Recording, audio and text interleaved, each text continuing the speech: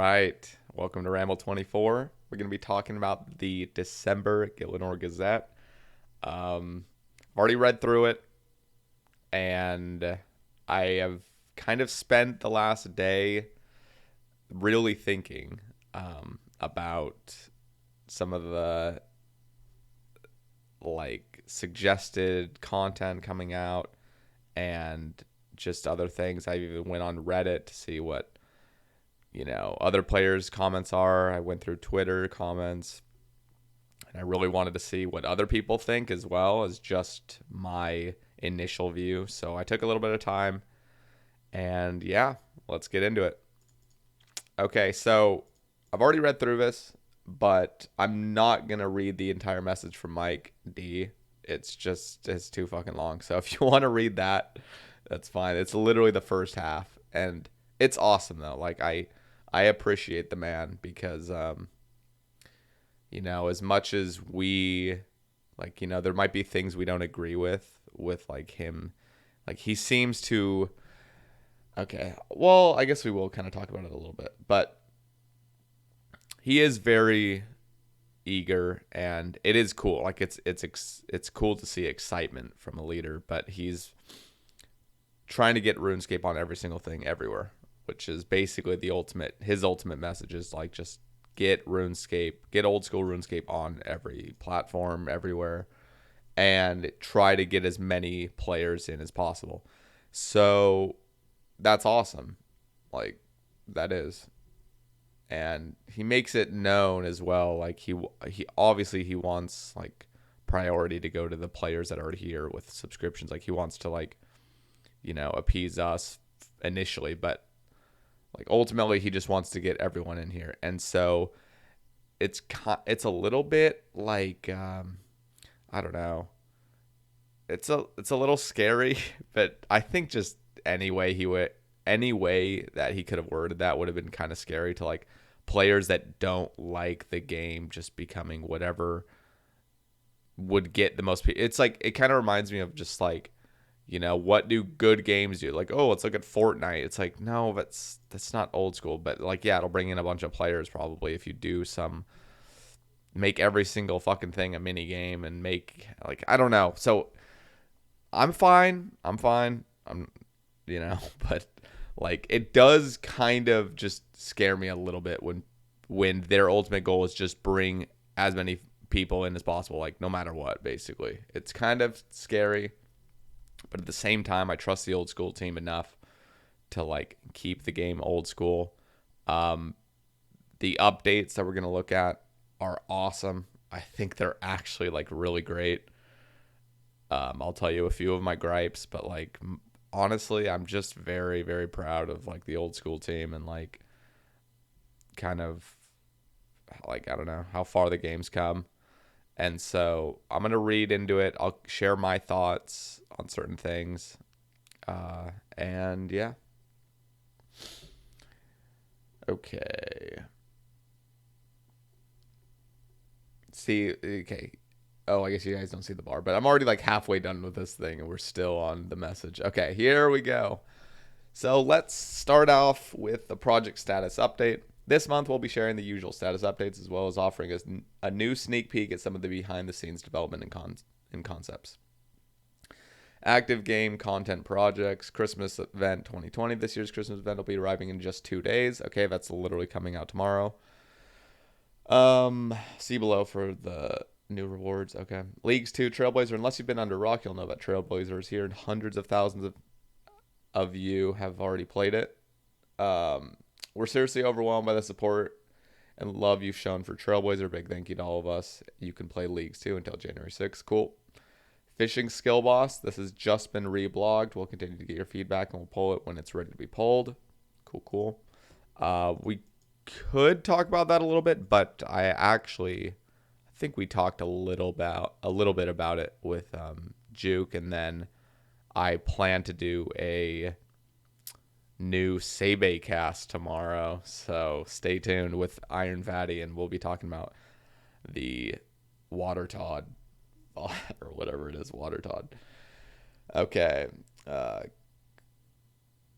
where am I? Okay, Combat achievements. This content was pulled and passed along with a lot of rewards, as in Mike D's roadmap above. We're hoping to release this early next year. Soul Wars, and a lot of other minigame quality of life was pulled recently and it passed. We expect to release Soul Wars in early January, but first we'll be collaborating with Prime Gaming to give an event preview in early December. Great, more Prime Gaming. No, it's fine. I'm just glad I'm an Iron Man. I don't have to deal with just bots, whatever. Anniversary event. RuneScape as a franchise turns 20 years old on January 4th, and we've got a very special in-game event planned to release on January 6th. Cool. See below for a look at the green gnome child. Okay. Other minigame quality of life. We pulled updates to other minigames alongside Soul Wars. Some of these have already been implemented, like the Castle Wars changes, and others will come early next year. Okay. Yeah. This minigame, by the way, that minigame blog, it was ginormous. I think I just completely missed it. Because I think it was just talking about Soul Wars. That's what I thought initially, but it went into like every fucking minigame, and it was this giant blog, and so I read it like last week or the week before. Yeah, there's like a prayer outfit coming out and stuff. So like I almost and they've already pulled it, and like almost everything passed. Like I was just like, okay, I missed that. So I would also kind of like to talk about that. I know it's really late for that, but like it'd be kind of cool to talk about, I guess, the minigame blog. But at the same time, I could just wait until it's actually released and then talk about it. So we'll see. Clans, work is still ongoing, and we expect to begin sharing more progress updates soon. Group Iron Man, we've spoken at length about the fact that Group Iron Man's release is dependent on infrastructure offered by clans. Group Iron Man will be coming next year. Good one. A Kingdom Divided. Okay, this one isn't totally active just yet, but we'll be telling you more very soon. Okay, Collection Log Upgrade. This is another one that's not totally active, but it's on the roadmap image. We'd like to update the collection log, and we want your ideas and your feedback. This is going to include anything from UI and functionality to improving certain aspects of PVM or clue scroll hunting or minigames. Here's a look at some of our ideas. Making the interface accessible without the item, adding a jar of spirits as a new drop to Corporal Beast, and adding a mole pet recolor. Okay, cool. Below Ice Mountain, and another one that's not totally active but lives on the roadmap image. This is a free-to-play quest, okay, that will see players unearth that which is buried deep in the cold heart of Asgarnia. Cool. Other projects, topics, login issues, resolving ongoing login issues is our resolving ongoing login issues is our tech team's biggest priority. We know that there's a significant number of you reporting errors, like too many. Okay, login issues, cool. We don't need to read all that. Steam, I don't care. Account security. Account security still ranks highly on our list of priorities. But the ongoing login attacks mean that work is currently paused. Oh, shit. Okay, great. Now my worlds, it's fine.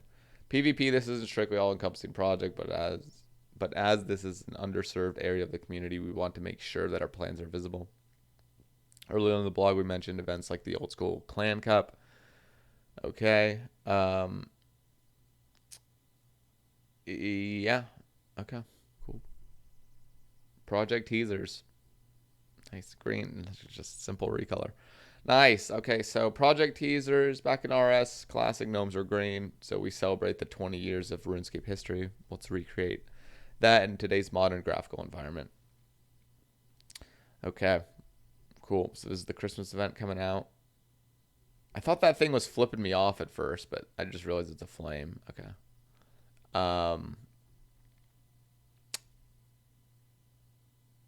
Yeah, this is going to be, I'm pretty sure the new, I would have to check the poll, but I'm almost certain that the new Shades of Morton underneath, like they've like completely like redesigned what it looks like for the Shades of Morton minigame underneath. So I think this is the redesign. Really cool. More ideation ideas. Something we're really hoping to start doing more of is sharing what's coming out of our team-wide ideation days. I've talked about ideation before, but for those who don't remember, the old school RuneScape team participates in ideation for 2 days per month. The goal of which is solely to come up with new ideas for changes, additions to the game. Sometimes this may even start with community ideas we build on. Often members of a team will get together game jam style to produce fully working prototypes to potential content, and it produces exciting results. It all ends with a big showcase session where the team gathers, ideas are shown off, and then discussed. It's always one of the meetings we look forward to each month, so why should we keep you out of the fun? Below, okay, so here's some of the things that they've been ideating. Is that a word? I hope. Let's look. Gonna keep these enchanted. Okay. Well, let's read this part first. Lastly, we'd like to highlight a few projects to be released that have already come from ideation. Soul Wars, Getting Ahead, Chambers of Xeric, map generation changes. Cool. Okay. Quest speedrunning. I think this is awesome. I like as much as I just absolutely know I'm not going to participate in it. I think this is like so amazing. I don't know why. I just think it's a brilliant idea, and they have the tools to be able to do it now with the team, just a bigger old school team, and I think it's great. What if you could access a world where you could play quests again and again, all against the clock? A sort of time trial, if you will. Old School RuneScape already has a small speedrunning community, which this idea sets to build on by making it far more accessible. So what does it consist of? A separate world where you log into with unique save profiles. With a special interface, a quest to speedrun can be chosen. It'd show your best times to date. For each quest, we'll determine a set of items, levels, and quest unlocks required, and then automatically set player up for it starting the timer. If you screw up, quests can be reset at any time, instantly taking you back ready to start again. Your best times will be available on the interface alongside the world record. So I'm just going to assume you're playing as an Iron Man because you're in like a separate like world. So you play as an Iron Man. I'm assuming there's no like using alts or anything.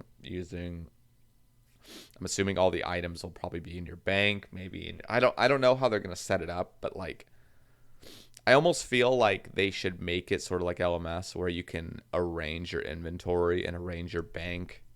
Like it'll give you all the quest items you'll need, but like you get to arrange like how it's set up right before you start or something. I don't know, We'll see though.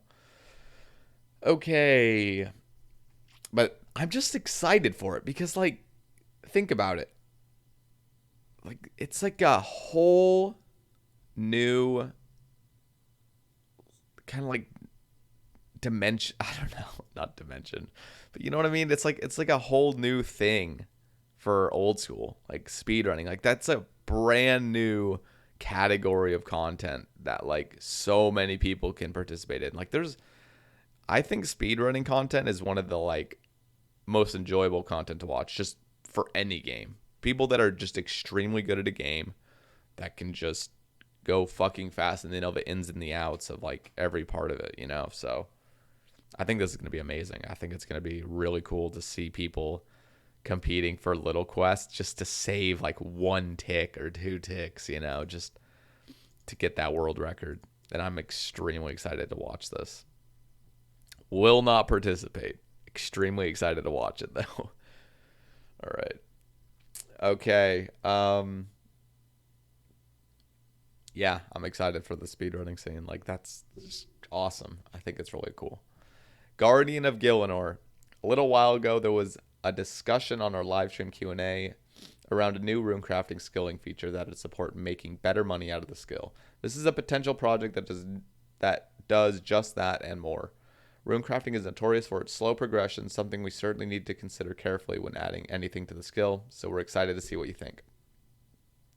The concept is that the Wizards of the Wizard Tower have such a demand on runes, they want greater access to the rune crafting altars. They attempted to create a hub that would let him access all of the altars, but something went horribly wrong. All of the abyssal creatures started pouring through the attempted portal, a rift in the fabric of the world. The wizards responded by conjuring a giant portal guardian to close the portal, as well as many smaller rift guardians to fight off the abyssal creatures, but they need help. This is where you come in.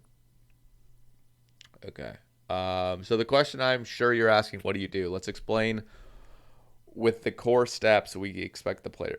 Let's explain with the core steps we expect the player to do. Okay, so I'm I'm assuming this is it. This is definitely a work in progress, I'm assuming, because it's just recolored white Dale, but we'll see. Um, yeah, I'm not really sure what I'm looking at right here, I'm going to be honest, but let's see. Mine the corpses of fallen Rift Guardians to receive Guardian Shards. Combine these Guardian Shards with Pure Essence to create Guardian Essence. Imbue the Guardian Essence at the rune crafting altar to receive imbued Guardian Essence in addition to the normal runes. Return to the Portal Guardian via the altar's portal, empowering the Guardian using the imbued Guardian Essence. Bank or Unnote for more Pure Essence and repeat. I like that. I like that you have to use Essence. Again, this is kind of flying over my head. I don't really understand. It just seems like every other minigame. Like, oh, go get this, imbue this, throw this. It really sounds like Volcano, but we'll see. You know, Water Todd sounding a lot like Winter Todd, and this is sounding a lot like something like Volcano, but we will see. You know, I'm not going to judge it. Now, what's this balance level mentioned in the image? For the Guardian to power effectively, it'll require the proper balance of different types of runes. Use the right type of runes and you'll be scoring more points. Once the Guardian reaches full power, this round is complete. Points as usual mean prizes, which we have some ideas for. Blood. God, okay, I'm so excited.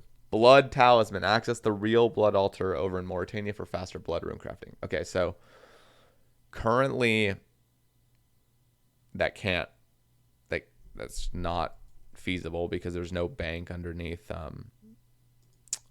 the Mauritania tunnels. So they're going to have to add some sort of bank next to it where, like, how close it is to the altar is going to be interesting to see.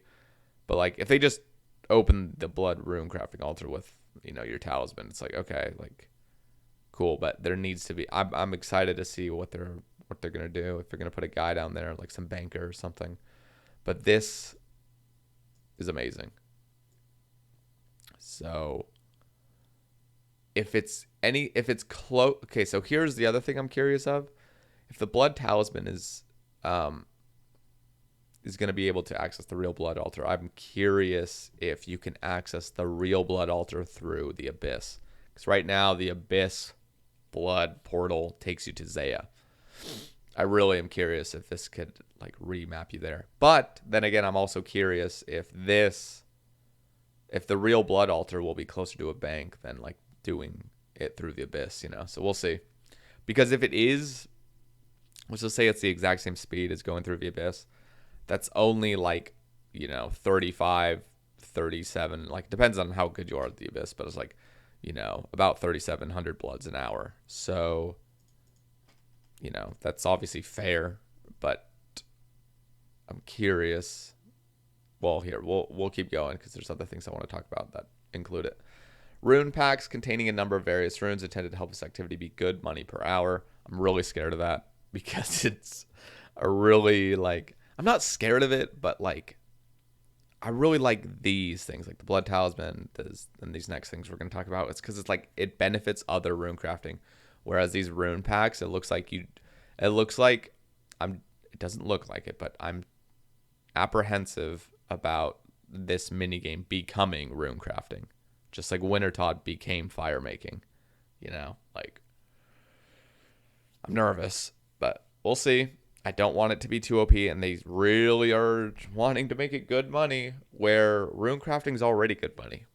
Like, if you do double deaths, obviously you have at 99 rune crafting, but, you know, if you do double deaths, that's like 1.4 mil an hour. Like, if you're going at a good pace, it's 1.4 mil GP an hour. So if they're saying rune crafting's bad money, like, I hope they're not comparing it to that, because I don't know, like, we'll just have to see what they balance it out as. But I am a little bit apprehensive about the rune packs being given. Like,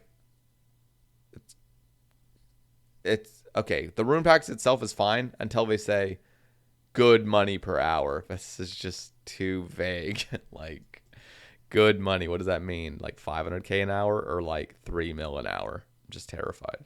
Because let's be honest, when Volcano first came out, if you were good enough and you were 1.5 ticking that shit, it was like 5 mil an hour. Like, I don't know. We'll see what happens. Colossal Pouch. A rune pouch that which can contain up to 27 essence. It cannot be used alongside other pouches, so essentially acts as all the other pouches in one. So we were kind of talking about this on my Discord. All 4 pouches currently hold 30 essence. 3 plus 6 plus 9 plus 12. So there's exactly 30 essence. And this one holds 27. But you have to also keep in mind that you're taking up 3 more inventory spots with those. With like the 4 pouches compared to the 1 pouch, you're saving 3 inventory spots. So 27 actually equals out to a very nice balanced thing. And you save 5 ticks per run. Because obviously you only need to empty once. You only need to empty once instead of twice. The only issue with the 27 essence is that may become 26 depending on what rune crafting method you are doing. So for example, Wrath rune crafting, technically you'd only be getting like 26 unless you want to spend 5 extra ticks to release the last essence in your bag, just because you're going to have your myth cape in your inventory. Well, I guess if you're not max, you can have your myth cape on your back. That's actually interesting. I wonder if max players, if it would be almost worth it to wear a max cape and let your pouches degrade. Probably not. I'm trying to think if you could get 1 more essence in every single trip, because I think you get like 9 trips to the altar before your big pouch degrades. Ooh. I wonder how often this degrades. That's another fucking good question. Because if this thing like doesn't degrade or something, I mean, I'm pretty sure it's gonna degrade. But if it doesn't degrade, then that would be amazing. Because then you could for like wrath runes, because that's like that's my rune crafting methods right now. It's like I do wrath runes because I don't know how much longer I'm gonna be at Nightmare, but if this thing like doesn't degrade or something, you could actually just wear a myth cape on your back, which would be kind of cool. Rune crafting outfit. When wearing the outfit, it wouldn't give additional experience. Instead, it'd offer additional runes. I like this. I like this a lot. Like, I really like it. And I'm curious what they're thinking. I know this is just ideation. This isn't a poll blog for it, but I'm really curious what they plan on for additional runes. Because let's say, for example, the blood rune altar, now you can craft like, let's just say 3,500 an hour.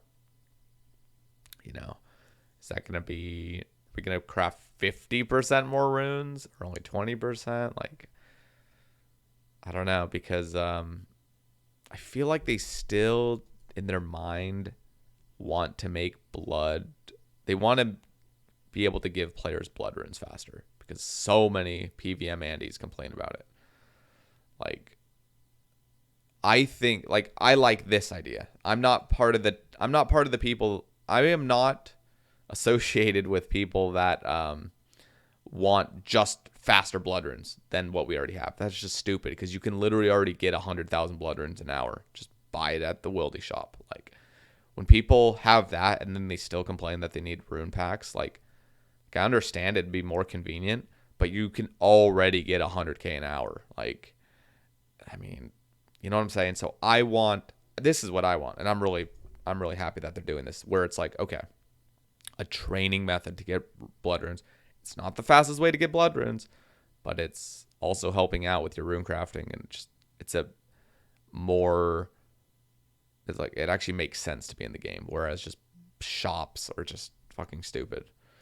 Anyway, so, yeah, but I still feel like the JMods want to appease those people that are just complaining and want blood rune packs, because they already pulled blood rune packs in the boss slayer thing that they just scrapped. So I'm really curious what this rune crafting outfit's going to give, how many runes it's going to give, and I'm really curious how quickly you can craft at the real blood altar. We're just going to have to see. I can speculate all day, but we're just going to have to see. We really hope this could be a fun and interactive way of training rune crafting that can fit alongside the existing methods to offer something different. Let us know what you think. Okay, faction wars. This is something that I don't fully understand, because I've never like played Guild Wars or anything, but We'll read it together right now, and I'll try to give my take on it. I'm going to be honest, when I initially read it, it kind of just went over my head because I just don't understand it. But we'll see. Faction Wars is our take on modes like World v World in Guild Wars 2 or Albion Online Outlands. We believe this could be a really awesome addition to Old School RuneScape. So if you're not familiar, here's a brief summary. Faction Wars would be a joint PvP and PvM minigame taking place on a dedicated world. Players would be split into 3 separate factions and fight for territory and resources on a brand new map area with points scored for both factions and the player. Personal points could unlock both external rewards and buffs within the minigame for the remainder of that war, bringing us to the last point. The war would reset occasionally, for example, every 2 weeks. Okay. Here's a little picture. Okay, so I'm assuming like your team starts here, and you're trying to like take it over, I guess. I'm assuming. There are 2 main roles which must be fulfilled, defending and capturing. Let me enchant these. Defending. Any faction-owned camp must be defended. Imagine upgrading the walls around the camp to provide stronger defenses. Perhaps some barricades might help keep people out. And what about the tower suitable for archers to shoot oncoming enemies?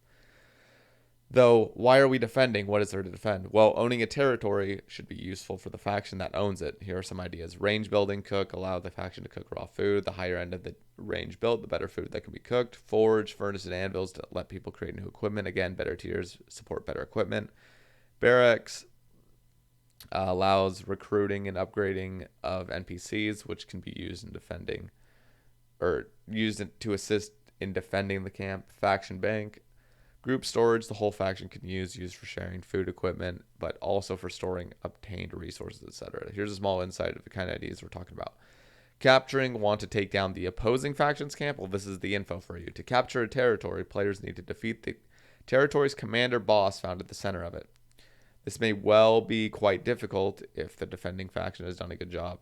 To even have a chance of taking on the commander boss, you're going to have to get past the main defense of the opposing faction, be it their recruited NPCs or PvP players. Should you manage it, though, a new commander boss would spawn for your faction. They would be invulnerable for a period of time. This time can be used to fortify defenses before another faction attacks. Lastly, all resources will be unique to faction wars, and being victorious will require a significant contribution not only from players on the PvP front lines, but also the hunters, gatherers, and crafters supporting advancement and upkeep. Along with scaling player stats and combat levels, this should provide a way for players of all types to meaningfully contribute, regardless of their progression outside of the minigame. There's a whole lot more we can talk about, but hopefully that gives a good insight of what we're thinking here. We really think this could offer something for everyone and provide a real community-focused PvP feature.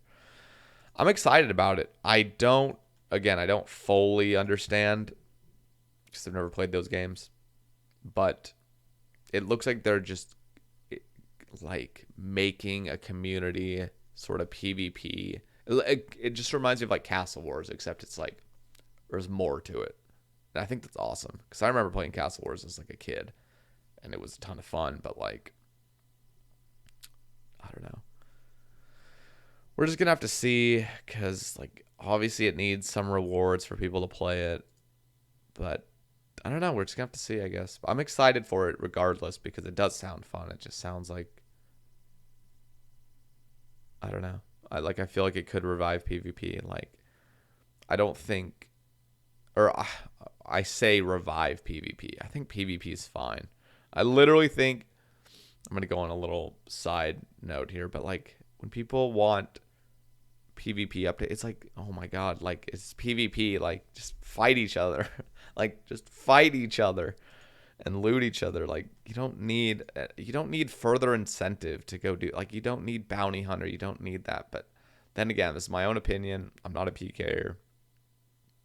It probably is extremely fun to abuse certain content that comes out like BH and stuff, which is probably why they want it back, because it's just fun to abuse stuff.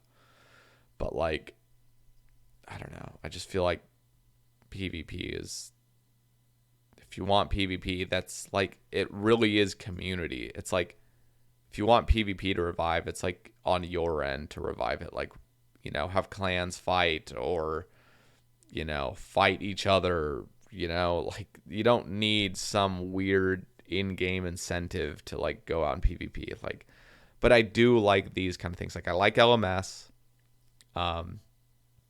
because it's just very, very casual. You can go in there, you can have some fun, you can learn. Like that's how I literally learned PvP is through LMS. And I think this is another great addition where it's not like PVM bait out in the wilderness. Let's get all the PVM. Let's get all these defenseless players out in the wilderness so PKers can, just prey on them. But this is like you can still fight somebody that's more likely actually consenting to fight back. You know what I'm saying? Like that's the beauty. I love PvP. Like I love PvP. It's great. It's awesome when two consenting players fight to see who's fucking better or just, to loot their shit. I think that's awesome. That's why I love like Deadman. Like I don't play Deadman, but I like watching it because everyone in there understands what they're doing and they're all like, they all want to fight and, so it's like cool. The other thing is like that PvP All-Stars. It's like you get really good PKers fighting one-on-one. That's awesome. Non-toxic. Fucking shows you who's actually like the better PKer. Obviously, there's a lot of RNG involved in RuneScape, but like at the same time, that's what PvP is great. Like that's why PvP is great. Not fucking baiting more wilderness activities. They just showed that they updated the fishing skill blog, so we could look at that after this. This might be a little bit longer of a ramble, so. But yeah, let's continue. We're almost done with this, and then we'll just check out the fishing skill blog. Skill blog, if I remember. We'll see though. Hunting guild. What if beyond there was an eerie outlook or an eerie looking? What am I even saying? Eerie. Okay. What if beyond there was an eerie looking over Zaya's hunting grounds built into the back of the woodcutting guild? Those redwood trees have to be great for an eagle's nest, right? This could be home of the hunting guild. Just literally paint.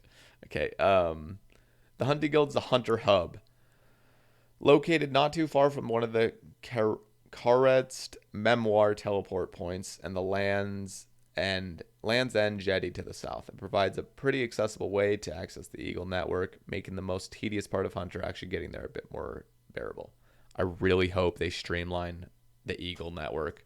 I think it's one of the coolest things, but it's so tedious to actually use the Eagle's nests.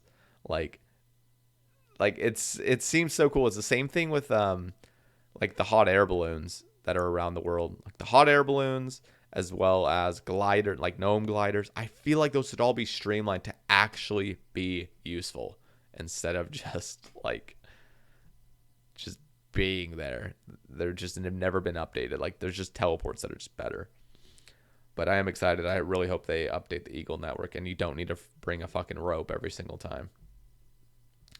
Inside, you'll find Irvin the Ranger, keeping an eye on the most endangered species of fauna and flora of the planet. He will occasionally, in a similar fashion to Slayer, issue environmental missions such as culling contracts on certain species threatening to unbalance Gielinor's ecosystem. Okay. Okay. Some animals are overabundant, causing other species to shrink. Their population needs reining in. The Larupias have overbred and are threatening the carnivorous Chinchompa population. We need someone to cull 15 of them. Some animals are affected by disease and need to be culled before they infect others. The polar cabbits are starting to be affected with mad cabbit disease, and unwell animals need culling before they contaminate the rest of the population. On this contract, the fallen cabbits would drop fur and bones, but no meat. So I'm assuming it's been so long since I've hunted cabbits. But like I'm assuming all of it went into your inventory and like it was just kind of a pain to drop. So this would make it so you have to drop less, I'm assuming. I don't even know. Relocation orders where you catch X individuals, but catching them doesn't actually kill them. You not get bones. Okay. Meats, furs, feathers as long as you're on the job. But would get the animal themselves, which you'd then bring back, or you'd bring those back to the guild for a reward. Or alternatively, you may need to relocate them. Moving copper longtails from the current area to the jungle area, for instance. Catching the particularly large specimens, think elite mobs, but for hunter, because they're causing trouble and need moving. In this instance, you'd be tasked with catching one creature, but one that only has a chance to appear when hunting animals of its kind. Okay. What the fuck? I tried to click my bank and it gave me an emerald. Like some random event gave me an emerald. Give me that shit. All right. Okay. Yeah, that's pretty much it for, I'm not going to read these. You guys can read them. But I want to go to the fishing guild or the fishing blog now and see what they've updated.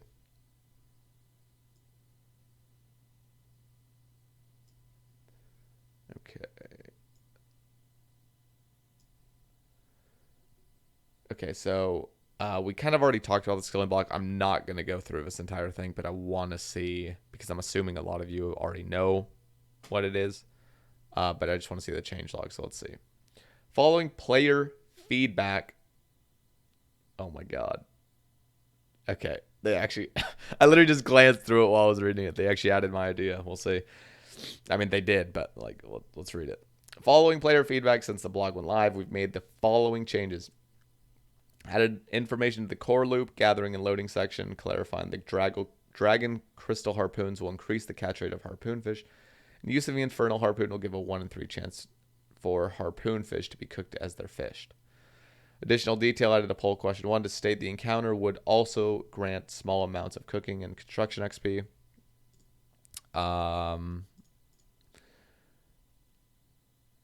Added more information regarding the binding effects from Tome of Water and separating question from this, or for this from the main Tome of Water poll question. New poll question added, offering a 20% damage increase to standard spellbook water spells with the charged Tome of Water. I love Jagex. I literally tweeted that right as this came out, and I thought it would be a great addition. Because currently the Tome of Water is just a utility-based tome, and it can also help in PK situations where you want to freeze somebody for longer. Great, you know, let PKers freeze me for longer. Awesome. But yeah, so oh, and they're also adding another thing, 20% accuracy increase to ancient magic spells. Well, shit. Again, like I was saying, more reason for me to just avoid the wilderness. I already have all pets in the wilderness. I'm only missing Dagenhai, but God, like, I don't know if you guys even know what swamp bark armor is, but it's coming out. It's already past the poll, and it's like basically going to increase like bind spells by like 3 seconds, and then on top of this, like added accuracy with this tome, and the tome as well I think helps with binding as well. Like you're gonna be literally frozen for like 25 motherfucking seconds just sitting there, and then higher accuracy with all your other spells. Like God, it's gonna be bad, but that's fine. Added the previously missed Ultimate Iron Man specific question for the fish barrel and tackle box. Changed the Heron Pet recolor section to include information about Tiny Temper. So that's the new pet. And then I'm assuming there's a Heron recolor as well. The unique Temper-based pet. Along with clarification to confirm the Heron Pet is not available as a reward from Tempers. Ooh, interesting. Added the Dragon Harpoon is a very rare reward from Temperos. God, it's just sounding more and more like Winter Todd. Like it really, really is. Additional section introduced addressing Temperos challenge mode. I actually want to see the challenge mode. I'm really glad they're adding the 20% damage increase because, like, currently, like, we have Fire Surge. Water Surge is like 10 levels lower. Like, I don't even know what the damage difference is. But if you have a Tome of Water, you really should be able to do at least a little bit more damage than Fire Surge without a Tome of Fire. Like that makes sense, right? I'm not like crazy for wanting Water Surge to at least be able to do more damage than a Fire Surge if you're wearing a Tome of Water compared to if you're not wearing a Tome of Fire. Anyway, people are like People are like, wow, you're trying to, like get your way with you having a harm orb, trying to like, you have your agenda to make harmonized orb great. It's not really an agenda. It's just balance. Like, obviously, Fire Surge with a Tome of Fire is going to be a hell of a lot better than Water Surge with the new 20% damage increase. It's going to be like insane how much better this is. It's just something to make it so Fire Surge isn't the fucking greatest thing of all time at all times, no matter what. It's like, I honestly just want to go into it slightly. So I really am an advocate of rebalancing standard spells, like even further than they've already been like rebalanced. Like they've added surges and stuff, but I want strikes to all deal a minimum damage of 8 after you've hit level 13. So after you hit level 13, all of these spells can deal 8. So obviously Fire Strike, you have a Tome of Fire, so that's ultimately going to be the best thing. But at least every other spell can hit an 8 because you've reached that level. And so now all strike spells do the same amount of damage. Same thing with bolts. I think Firebolt is initially without any boosts 12. As soon as you hit level 35, all bolts can hit 12, not just fire. So there is actually kind of a point to using wind, earth, and water. Now, obviously it costs more runes to use higher spells, which makes sense right now. But I think if they're not going to add weaknesses to bosses, that is like a crazy rework. If they added like weaknesses to bosses, where like fire spells are better. Like they could do that, which I would be more of an advocate of them doing that. But if they don't do that, it would be cool if the damage was the same, but the accuracy was higher with higher spells. Like that would be a simpler change instead of making certain monsters have different weaknesses, which obviously I would like more, but I know it would take a lot of balance and a lot of work. But it would be cool if Windbolt, for example, Windbolt had just a neutral accuracy, like whatever the base is for it. Waterbolt would have like a +5 accuracy, +10, +15. Something where Firebolt is still better, but at least every bolt does the same amount of damage once you've hit level 35. But it wouldn't go any past it. So once you hit like level 99, it's not like this is doing anymore. It's just once you can unlock Firebolt, all the bolt spells do the same amount of base damage, but they increase in accuracy slightly. So Firebolt still is best in slot. Same thing going all the way down. I think all surges should do the same amount of damage. You obviously, again, you'd have higher accuracy just with Fire Surge because it's a fire spell. But you also have a Tome of Fire, and I'm assuming they're going to come out with a Tome of Earth, Tome of Wind, or whatever, Tome of Air, or whatever. But those are my opinions. I think it would be great. I think it would rebalance this spellbook. Yeah. It's just a damn shame that fire casts are the only thing you'll ever use, ever. Like, I think it's kind of stupid, but whatever. Anyway, back to this. I want to just see what the challenge mode thing is. Let's see. What the fuck? I really like that they've added this. I really hope this passes. Okay. Where's the challenge mode? Temperos challenge mode. Since we released the blog, many of you have asked for a harder version of Temperos aimed at higher level players. We can definitely see the appeal for a higher level skilling challenge, and it's got us thinking. Our main consideration at the moment is if a higher skill challenge just being added to Temperos is the right thing to do, or if we should instead focus on an entirely new piece of content that is designed specifically aimed for higher levels from the start. As this won't impact the current Temperos design, we'll go ahead with the polls as planned, but we'd love to hear your idea. Oh, that's it. Okay. Interesting. So, just trying to think, like, a challenge mode, is that just going to be you can die? Because I really hope. Because, like, I had an idea. I honestly might bring it up again, but like I don't think it would mean the same thing anymore. But a year ago, like a year and a half ago, when Volcano was released, I made my own little design. I actually spent a little bit of time into it. Made a design for challenge mode Volcano because they fucked up Volcano, removed any form of skill from it, and just made it this just gross thing. Like, it's just bad. Like, Volcano's bad. I'm sorry. It's just bad. And I offered some advice, and I had actual, like, good additions to add to a quote challenge mode Volcano, where there was heavy punishments for dying. It was, you could compete for records, like you could compete for like speed running, and there was tick manipulation involved. And the other thing is you wanted a good team, because this is back when Volcano, everyone had a fucking problem with Volcano because they saw it as everyone competing is making them, like, if somebody goes harder, it actually negatively affects them. That was the initial problem with Volcano, was that you couldn't get the pet unless you were MVP. And it eventually got to the point where people just hated you if you were trying to do good on the minigame, which is just awful design.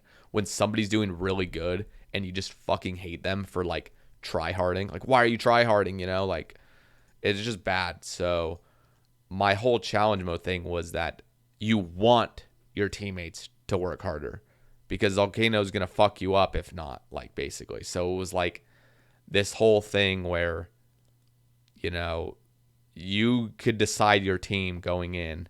It's an instance where you go in for challenge mode. It's time-based. And I could show you the thing. I still have the graphic. I think it's on my Reddit. Like, I posted it to Reddit, and, like, just fucking got downvoted to oblivion because it was, like, a really sensitive time then when they had just fixed Volcano, and everyone was, like, okay with it at the moment. And so me posting that just made it look like I was just fucking salty. I was salty, but it made me look like I was just some salty, sweaty player that just wanted to, you know, 1.5 tick the whole thing. But, like, I thought it was a really good idea, and I could show you guys if you wanted. I'm not going to go find it right now, but yeah. I really hope Temperos challenge mode is extremely punishing, but it encourages good teamwork. Like, you need that. Like, you need good teamwork. Like, it sucks when you have a piece of content where it's like, I need to be the MVP or else this is fucking inefficient for me, you know? Like, why not make it so you want good teams? Like you want a good team, you know? So anyway, we'll see. Overall, I'm happy that they're adding the 20% water spell damage increase. There's also a 20% accuracy increase. So 20% damage and 20% accuracy, which is literally nothing. This accuracy means nothing, but the damage means something. And I think this is going to be cool. Anyway. Yeah. Kind of a longer little ramble. Damn, almost 50 minutes. Hope you guys enjoyed my thoughts. I want you guys now to post in the comments what you guys think. What is the most exciting thing you're looking forward to? If you have any things challenging my opinions, I'd love to hear them. And I love hearing other people's sides of things so I can change my mind potentially. But yeah, leave it in the comments. And look forward tomorrow morning. I am recording a super long Sebe cast with Iron Vatty. And yeah, it should be a lot of fun. So I'm super excited. And yeah, thank you guys for listening. Have a great day, and I will see you guys tomorrow. Peace.